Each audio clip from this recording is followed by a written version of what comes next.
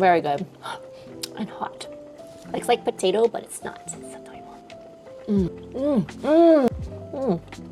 Now, once you see things like the potato kind of breaking apart, it's like, oops, you did it a little bit too long, but it's still gonna be good. And usually if you like to cook it in a clay pot, you can. It's so pretty when it is. You could even later on add some noodles towards the end. Next, konnyaku. And my satoimo. Broth is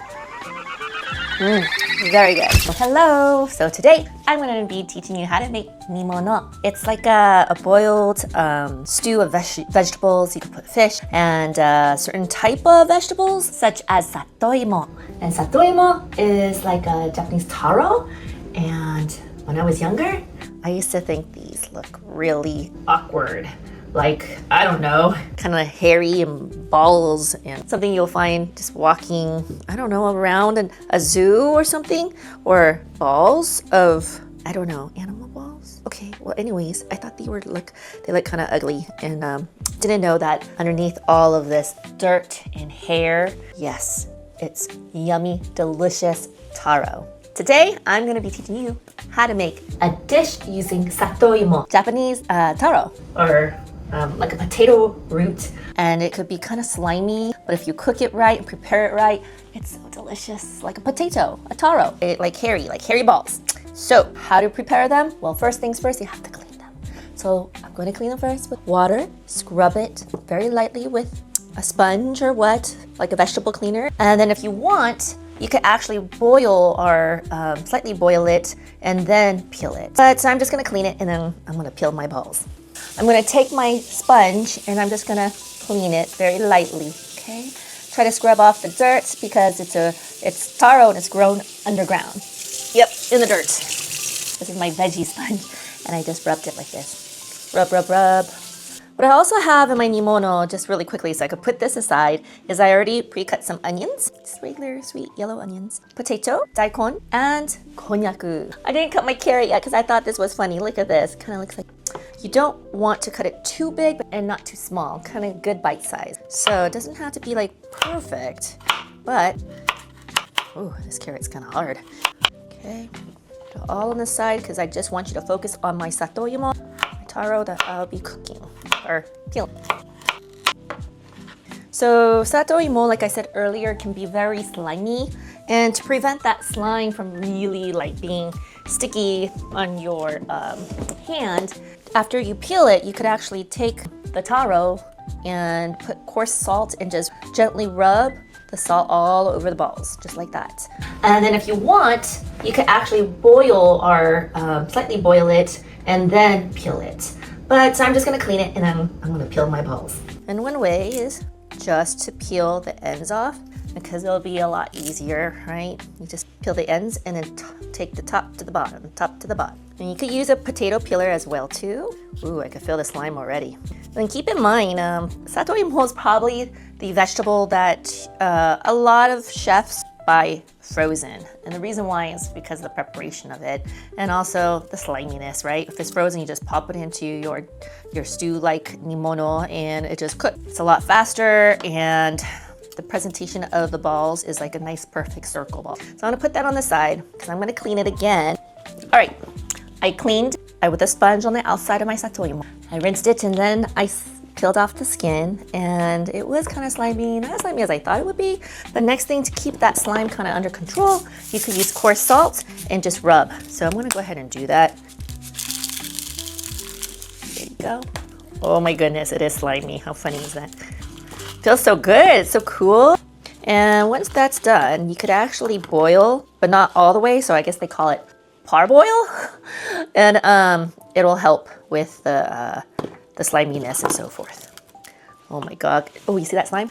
Rub, rub, rub, rub, rub, and boom. All right, so I cut my balls in half and I'm gonna rub it with coarse salt again because it will prevent it being too slimy. So each one I'm just gonna rub a little bit with coarse salt. All right, so what you can do with your satoimo is parboil, which is after you put the coarse salt around the peeled satoimo and rub it, rinse it off. You want to boil it for just a little bit. While that's happening, you could actually get your big pot for your nimono ready. And I just filled it up, I guess you want to say about 2 cups in here or so, almost. While it's heating up, you could actually make your own dashi. Usually Nimono is not a very strong flavor of broth. When you add the vegetables, which I'm going to be adding is daikon, potato, onion, carrots, and konnyaku, it's going to add the flavor to it. So it's a very more of a fall, I feel like it's more of a fall wintry type of vegetable stew in a way, and I like it. So I'm going to go ahead, it's kind of boiling, so I'm going to pour some in. Okay, so that's that right there. So as you can see, I have all of my ingredients right here. Leave that there. And if you really want my recipe, I could just send it to you, the exact measurements of things. I think that would be very nice. I'll add a little bit more sugar.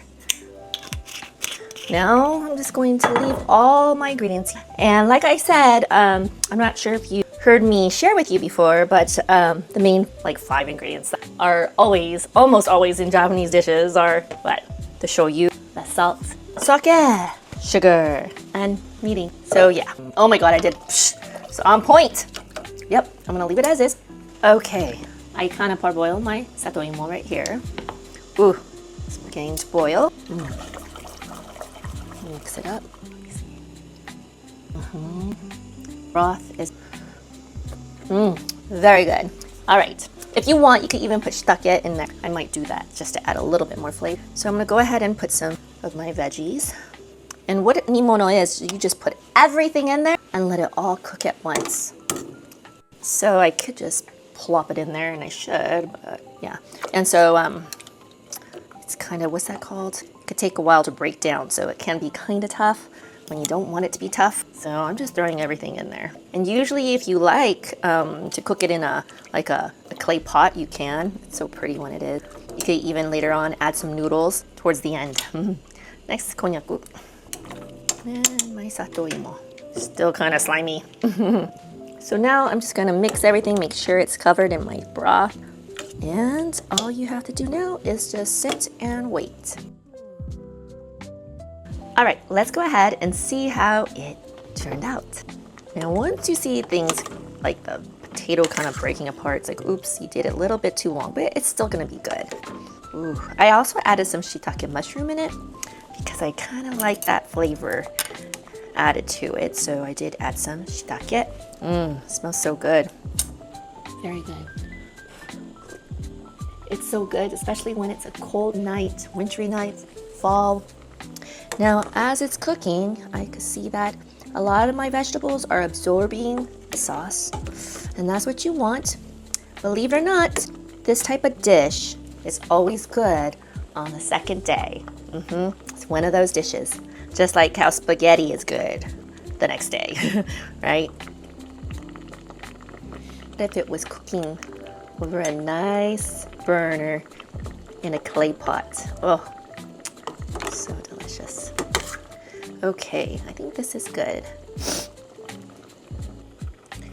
I'm going to, not sure if you can see it. The carrot, the daikon, the satoimo, and the potato all mixed in. Very good. And hot. Looks like potato, but it's not. It's satoimo.